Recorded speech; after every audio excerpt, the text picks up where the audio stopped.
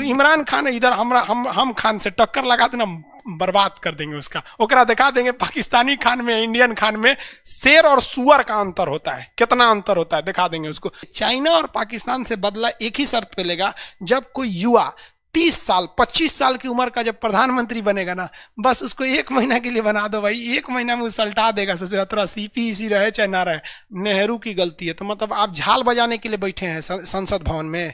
पाकिस्तान को सीधा कह दो, या तो तुम्हारा ये सड़क रहेगा और या तो तुम्हारे लिए बलूचिस्तान रहेगा, कोई एक देख लो। अब हमारे राष्ट्रीय गान में लिखा हुआ है पंजाब सिंध गुजरात मराठा द्राविड़ उत्कल बंगा, तो आंध्र प्रदेश के कुछ लोगों ने विरोध कर दिया। ये मीडिया हमारे देश की ना कुछ भी अजीब टाइप का काम कर देती है। और आजकल तो मीडिया एकदम समझिए कि वैश्या हो गई है मीडिया। यहां देखिए ये पूरा का पूरा एरिया जो है, ये वाला एरिया इधर से इस साइड का इतना एरिया, ये क्या कहलाता है? बलूचिस्तान कहलाता है। ये बलूचिस्तान के लोग वैसे ही पाकिस्तान के लोगों से नफरत करते हैं जिस तरह से, जैसे हमारी कैसे कश्मीर समस्या है, कश्मीर वाला क्या कहता है सर कि हमारी आर्मी को मारने लगता है, तो बलूचिस्तान वाला पाकिस्तान की आर्मी को मारने लगता है। लेकिन यहां कंडीशन कुछ और है। हम लोग कश्मीरियों को केवल इसलिए वहां के आतंकवादियों को गोली मारते हैं क्योंकि वो कहते हैं कि हम देश से अलग होंगे, जबकि ऐसा नहीं है। जो आधार कार्ड भारत में बनता है वही कश्मीर में बनता है, जो राशन कार्ड कन्याकुमारी में वही है। हम लोग हर एक फैसिलिटी देते हैं, लेकिन फैसिलिटी देने का मतलब ये थोड़ी है कि आप टूट कर अलग हो जाइएगा। लेकिन पाकिस्तान यहाँ पर जुल्म अत्याचार करता है, हेलीकॉप्टर से गोली मरवा देता है। बताइए, यहाँ हम लोगों ने कश्मीर में कभी हेलीकॉप्टर से गोली मरवाया क्या? अगर गलती से किसी नागरिक को, जैसे पिछले महीने 3 नागरिक मारे गए थे, तो सेना ने, जिन सैनिकों ने उन पर गोली चलाया उन नागरिकों पर, उसको जेल भेज दिया सेना ने। सोचिए इतनी डिसिप्लिन है। लेकिन पाकिस्तान के लोग बलूचिस्तान के लोगों पे बहुत ज्यादा क्या करते हैं? अत्याचार करते हैं। अब बलूचिस्तान पाकिस्तान में रहना नहीं चाहता है। अब भारत भी क्या कर रहा है? भारत सरकार भी बेवकूफी करती है। अगर पाकिस्तान के लोग कश्मीर में आतंकवाद को बढ़ावा देंगे तो भारत सरकार को भी पैसा दे देना चाहिए बलूचिस्तान के लोगों को, लो भैया तुम भी बंदूक उंदूक खरीद लो, बढ़िया से एकदम धोते रहो उन लोग को। समझ आ रहा है कि नहीं आ रहा है? अब ये बलूचिस्तान हो गया पाकिस्तान का, ये राज्य एक विवादित एरिया होगा। ये जो पाकिस्तान है यहाँ पर कई यहाँ एक बंदरगाह है, जिस बंदरगाह का नाम है ग्वादर बंदरगाह। क्या नाम है? ग्वादर बंदरगाह। एक एक करके हम समझते हैं। और यहाँ पर है कराची बंदरगाह। ये बंदरगाह का नाम भारत से जो सट के है कराची बंदरगाह, और ये वाला का नाम है ग्वादर बंदरगाह। एक बार भारतीय नौसेना 1971 में युद्ध हुआ था ना, तो भारतीय नौसेना हमला कर दी थी पाकिस्तान के ऊपर, तो पाकिस्तानी कराची बंदरगाह छोड़ के भाग गया था। कहाँ भाग के गया था? ग्वादर बंदरगाह पर। कहाँ भाग के गया? ग्वादर बंदरगाह पर। अभी पाकिस्तान ने ग्वादर बंदरगाह दे दिया है चाइना को। किसको दे रखा है? चाइना को। और चाइना ने यहां से एक सड़क बना लिया है जिसका नाम है चाइना पाकिस्तान इकोनॉमिक कॉरिडोर, जिसको शॉर्टकट में कहा जाता है CPEC, China Pakistan economic corridor. अब इसको देखिए क्या है, हमारी सॉफ्ट नीति क्या चीज है। यहां आपको थोड़ा अपनी सॉफ्ट नीति पे बहुत अजीब सा लगेगा। ये बंदरगाह का नाम बोलिए, ग्वादर बंदरगाह। ये सड़क का नाम क्या है? CPEC। ये सड़क सीधे कहां चली गई? चाइना में चली गई। देखिए हमारी नीतियां कैसी हैं, क्योंकि मीडिया में देखेंगे तो कुछ और दिखाएगा, रियलिटी कुछ और होती है। हमारे कश्मीर से होकर यह गुजरा है, POK से गुजरा है, लेकिन भारत सरकार इसे नहीं रोक पाई है, कभी नहीं रोक पाया। चाइना बना ले गया। लेकिन हम लोग, हिंदुस्तान के लोग, गलवान में अपनी सड़क बना रहे थे ना, तो चाइना घुस गया है अप्रैल से। सोचिए, अप्रैल से घुस गया है कि तुम अपने जमीन में सड़क मत बताओ। मतलब वो साला इतना बड़ा सड़क बना के लेके चला गया और हम लोग नहीं रोक पाए। लोग समझा गया? हम लोग को क्या दिक्कत था? सीधी बात थी कि कोई भी देश यदि भारत की जमीन से कुछ नहीं करना था, संसद भवन में दिल्ली में एक प्रस्ताव पारित करना था, कोई भी देश यदि भारत की जमीन से अतिक्रमण करेगा, बिना हमारी पूछे इजाजत से सड़क ले जाएगा, तो हम उससे व्यापार नहीं करेंगे। तो पाकिस्तान से और चाइना से व्यापार वैसे ही ठप हो जाता है। या तो तुम रोको या तो व्यापार रोको, कोई एक रोको। लेकिन ना हमारे पगड़ी वाले मनमोहन सिंह रोक पाए, जो सन ऑफ सरदार थे, 1.25 लाख से एक लड़ा वहां, और ना हमारे 56 इंच वाला रोक पाए लोग। आई कोनो ना रोक पाएगा सब। समझा गया? देखिए, चाइना और पाकिस्तान से बदला एक ही शर्त पे लेगा, जब कोई युवा 30 साल 25 साल की उम्र का जब प्रधानमंत्री बनेगा ना, बस उसको 1 महीना के लिए बना दो भाई, 1 महीना में उलटा देगा। सोच थोड़ा सीपीसी रहे चाहे ना रहे भाई, बहुत अजीब सा लगता है। हमारे देश से तुम कैसे ले पे आ गए। ये दिखाता है कि उन लोग की विदेश नीतियां कितनी स्ट्रिक्ट है चाइना की, और हम लोग को उलझा के रखता है। वो इतना उलझा देता है कि आप उधर सोच भी मत कीजिए। तो सीपीईसी किन 2 देशों को जोड़ता है? चाइना पाकिस्तान को। ये जोड़ देने से भारत के लिए एक बहुत ही बड़ा, बहुत मतलब क्या कहिएगा, एक बहुत जोर का झटका लगा इसको जोड़ने से। कैसे? देखिए, जब ये सड़क नहीं बनी थी तो चाइना के पास एक सरदर्द था कि चाइना को अपने जितने भी व्यापार करने थे वो इस रास्ते से करता था। इसलिए उसको हमेशा एक बात का डर लगा रहता था कि जब कभी भी अगर भारत से युद्ध होगा तो भारत इस रास्ते में हमारे जितने भी नेवी के रास्ते उन्हें ब्लॉक कर देगा।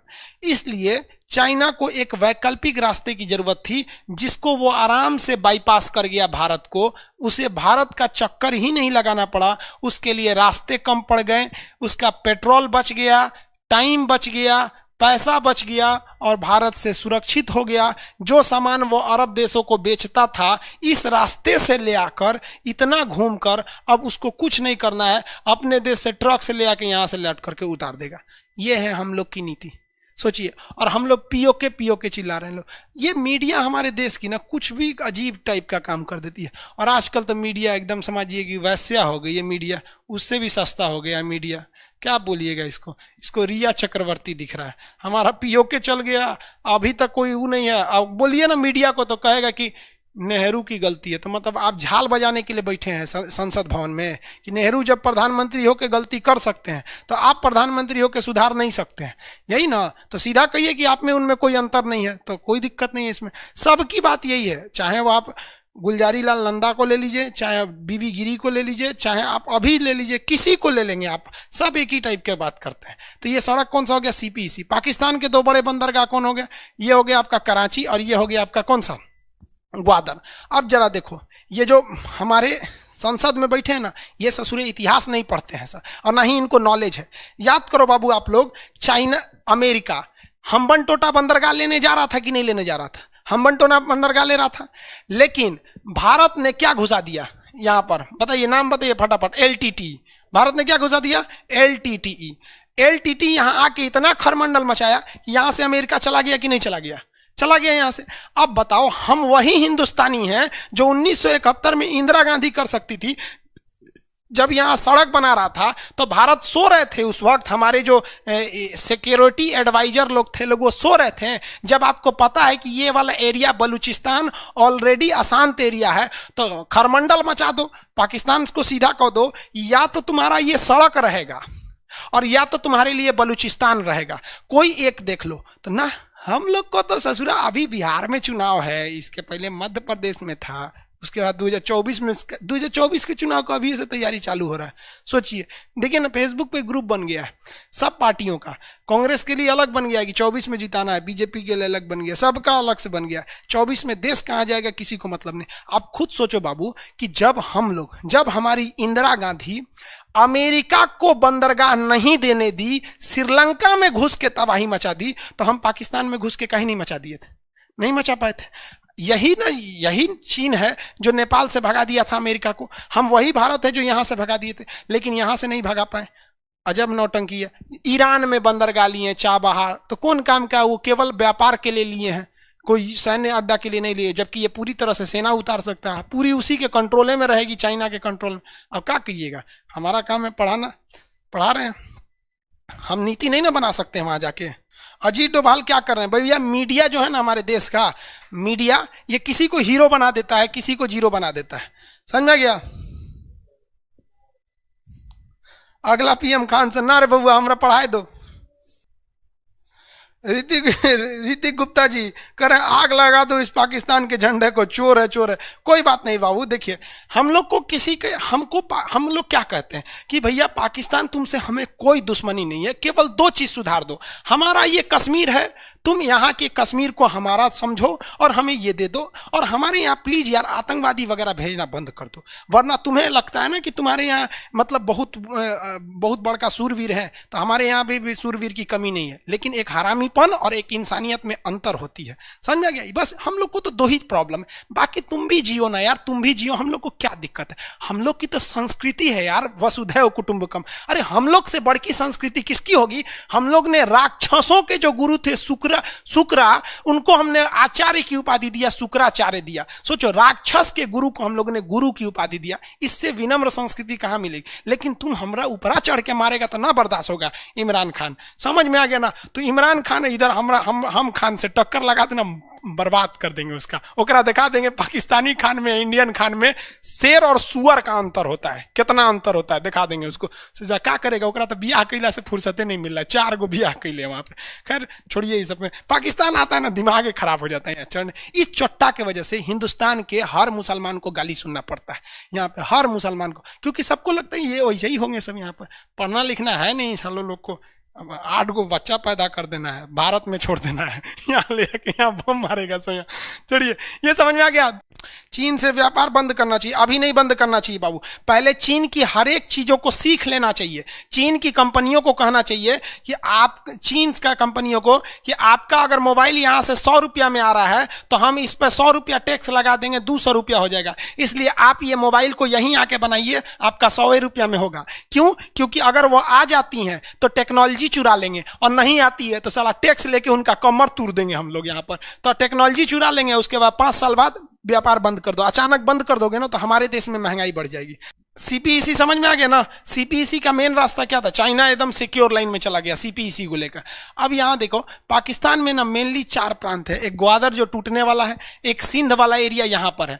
अब यहाँ पर समझो यार, ये एक जगह जो है ना पाकिस्तान, तो पाकिस्तान को जो सिंध वाला एरिया है, और ये तिरछा मत हो भाई, गिर कह रहा है पाकिस्तान, अभी मत गिर बाबू, एक वक्त आएगा तू अपने से गिर जाएगा। ये रहा, देखिए पाकिस्तान का ये जो एरिया है ना, ये कहलाता है सिंध। ये क्या कहलाता है? सिंध कहलाता है। तो सिंध हो गया, और ये इसके ऊपर का एरिया कहलाता है पंजाब। सिंध हो गया और ये हो गया पंजाब। आपको पता है सिंध और पंजाब के लोगों को पाकिस्तान कहता है कि यही लोग असली पाकिस्तानी है, बाकी तो साले नौकर चाकर हैं सब। पंजाब और सिंध वाला समझ में आ गया कि नहीं आ गया? अब पंजाब तो हमारे पास भी है, पूरा पंजाब था तो हम लोग के पास आधा आ गया, और इस साइड के एरिया सिंध है। अब हमारे राष्ट्रीय गान में लिखा हुआ है पंजाब सिंध गुजरात मराठा द्राविड़ उत्कल बंगा। तो आंध्र प्रदेश के कुछ लोगों ने विरोध कर दिया कि हमारे राष्ट्रगान में पाकिस्तान का राज्य की चर्चा क्यों है, क्यों हमारे राष्ट्रगान में सिंध शब्द है। हम ऐसे लोगों से कहना चाहते हैं कि आपके पास 2 ऑप्शन है, या तो अपने राष्ट्रगान से सिंध शब्द को हटा दीजिए, या ये भी तो हो सकता है हम साला सिंध को वापस ले आएंगे अपने भारत में, कि अगर तुम कश्मीर से नहीं हटेगा तो हम सिंध ले लेंगे। तो हमारे हिसाब से ना दूसरा रास्ता अच्छा है, हम अपने राष्ट्रगान में सिंध रखेंगे, और हमारी ये मंशा होनी चाहिए कि एक प्लानिंग होना चाहिए कि अगले 10 सालों में इस तरह से रणनीति बनाइए कि अगर पाकिस्तान तुम पीओके नहीं दे सकते हो तो हम सिंध ले लेंगे, और हम अपने अधूरे राष्ट्रगान को पूरे सम्मान से पूर्ण करेंगे। समझ में आ गया कि नहीं? आप सहमत हैं दूसरे रास्ते से? पहला रास्ता गलत है, समझ में आ गया? सौरभ मिश्रा जी, पंडित जी पंडित जी का क्या कहना है कि सर पाकिस्तान खुद ही परेशान है सीपीईसी से लेकर। हाँ परेशान है, लेकिन बोलते हैं ना बाबू कि जो व्यक्ति खुद सड़क पर लेटा हुआ है उसे किसी चीज का टेंशन नहीं रहता है। वैश्या को क्या परेशानी है कि मेरी इज्जत लूट गई है साला, तो नहीं तो उसी लिए पैदे हुआ है वहां पर, समझ आया? तो पाकिस्तान की बात नहीं करिए। एक आदमी कह रहे हैं कि पाकिस्तान का गुण गाते हैं सब हिंदुस्तान वाले। अरे बाबू ऐसा टेंशन नहीं लीजिए, बहुत से लोग होते हैं अपने पड़ोसी की औलाद होते हैं, तो वो पड़ोसी जिस तरह से भारत में रह के आप पड़ोसी की तारीफ कर रहे हैं, तो मतलब ये अपने बाप की औलाद नहीं है, पड़ोसी की औलाद है। तो आप क्या कहिएगा, जो अपने बाप का नहीं हुआ आपका होगा, छोड़ दीजिए उन लोग को टेंशन।